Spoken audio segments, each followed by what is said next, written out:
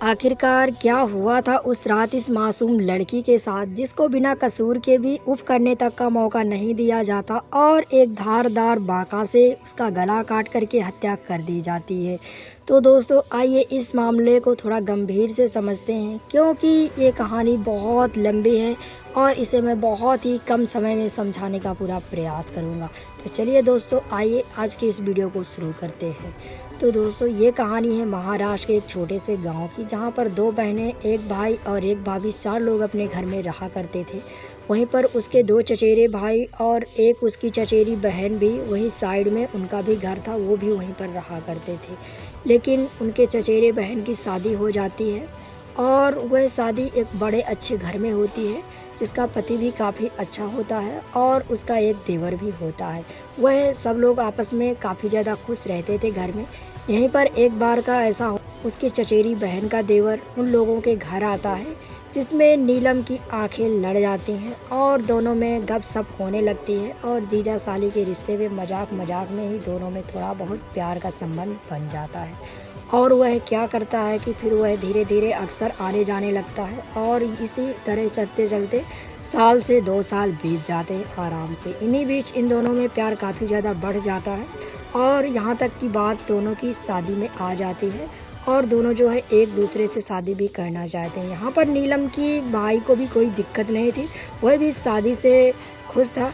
लेकिन यहाँ पर नीलम की जो चचेरी बहन कामनी थी, उसको बहुत ही ज़्यादा तकलीफ़ थी इस शादी से, क्योंकि वह नहीं चाहती थी कि नीलम की शादी उसके देवर से हो। इस वजह से वह काफ़ी ज़्यादा जलन फील कर रही थी और वह अपने पति सुभाष से कहती है कि प्लीज़ आप अपने भाई को समझाइए और वह नीलम अच्छी लड़की नहीं है, उससे दूरी बना ले और मैं नहीं चाहती कि इन दोनों की शादी हो। जिस बात पर सुभाष उसको गुस्से से कहता है कि आखिरकार तुम्हें क्या तकलीफ़ है, दोनों की लाइफ है, दोनों जवान हैं, अपना खुश रहेंगे। जिस वजह से कामनी को जो है काफ़ी ज़्यादा गुस्सा आता है और कामनी एक भी नहीं चाहती थी कि इसकी शादी मेरे देवर से हो।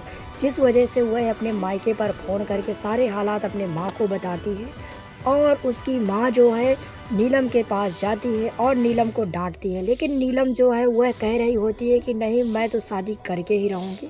वह भी अपने ज़िद पर टिकी हुई होती है, जिस वजह से कामनी की माँ को काफ़ी ज़्यादा गुस्सा होता है और दोनों में मारपीट भी हो जाती है। लेकिन नीलम इस समय अपने घर में अकेले होती है और उसकी 10 साल की बहन सिर्फ उसके साथ होती है, क्योंकि यहाँ पर कुछ दिनों पहले उसके भाई का एक बुरा एक्सीडेंट हो चुका है, जिस वजह से उसके भैया और भाभी लखनऊ के एक बड़े अस्पताल में भर्ती होते हैं।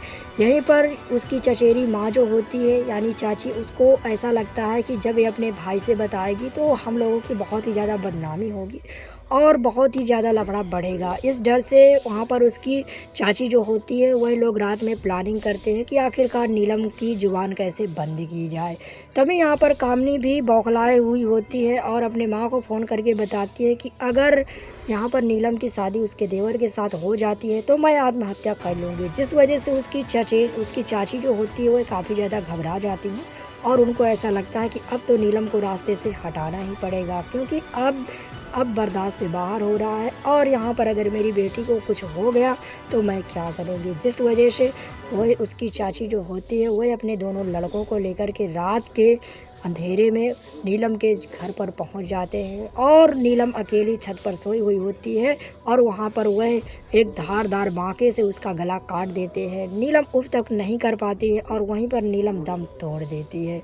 तो दोस्तों इतना करने के बाद जैसे ही उसके हत्यारे वहां से चले जाते हैं, तभी नीलम का फ़ोन भी अपने साथ ले आते हैं। यहीं पर उसकी 10 साल की जो छोटी बहन होती है वो नीचे सो रही होती, उसे कुछ नहीं पता होता।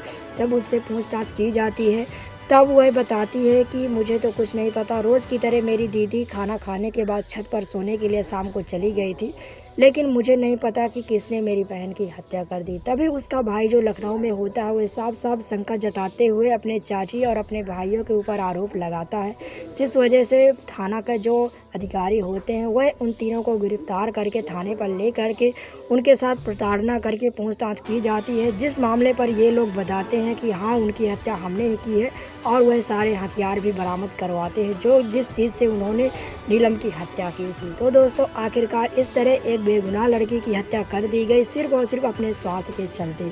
तो दोस्तों आई होप कि आपको इस कहानी से क्या सीखने को मिला होगा। अब आज के डेट पर किसी के ऊपर भी भरोसा करना इम्पॉसिबल है। तो दोस्तों कहानी अच्छी लगे तो लाइक करें, चैनल पर नए सब्सक्राइब करें। ऐसे ही कहानी सुनने के लिए हमारे चैनल को सब्सक्राइब करें, बेल आइकन को प्रेस कर लें। चलिए दोस्तों मिलते हैं नेक्स्ट वीडियो में।